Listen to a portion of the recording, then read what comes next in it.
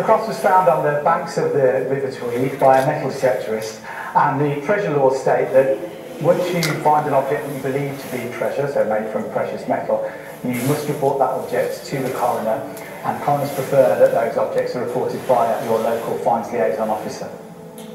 So part of my job as a fines liaison officer is to make an assessment as to whether we think an object is treasure. In the case of this cross, we looked for other similar objects and didn't find many, but we were pretty confident, given the inscription, that it was early medieval in date, and so perhaps as old as 1500 years, possibly even as late as the 10th century, and research into those runes of the cross are ongoing.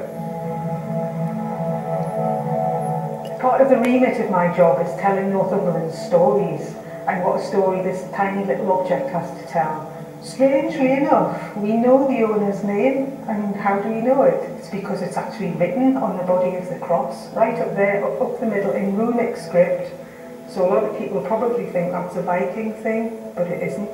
The chap's name was Eadruf, or possibly Eadruf, depending on how you read the runes, but he's possibly the earliest known named Northumbrian in our collections. There was analysis done on the metals, and we could see that it was gold, and so then it enters the treasure process. Then the object has to be valued. That's what the law states. 50% of that valuation goes to the landowner, and 50% goes to the finder, and then the object becomes the property of the museum once they've had the chance to fundraise, perhaps to raise the funds in order to purchase the object. So who was Eadruf, as we're calling him?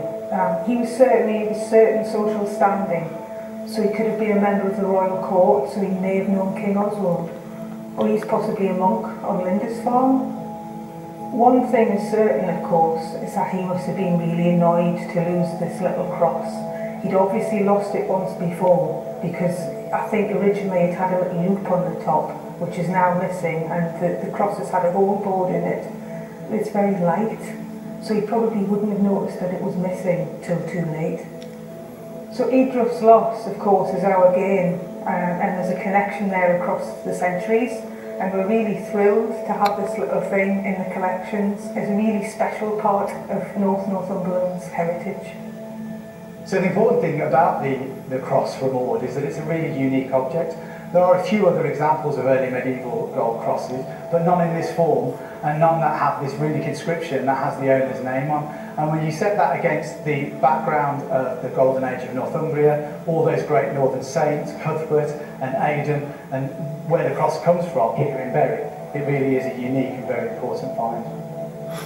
It's amazing, honestly. The landscape and the whole Tweed thing. You've got Old Melrose Abbey up there, and the Tweed is like this kind of highway, you know, between here, Berwick, and Lindisfarne, and all those northern saints.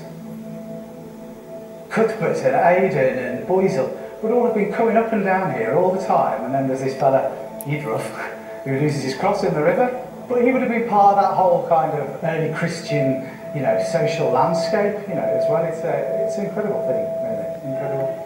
We are absolutely thrilled to have such an important little item of Northumberland's special heritage in the collections here at Berwick Museum and Art Gallery, so please do come and see it.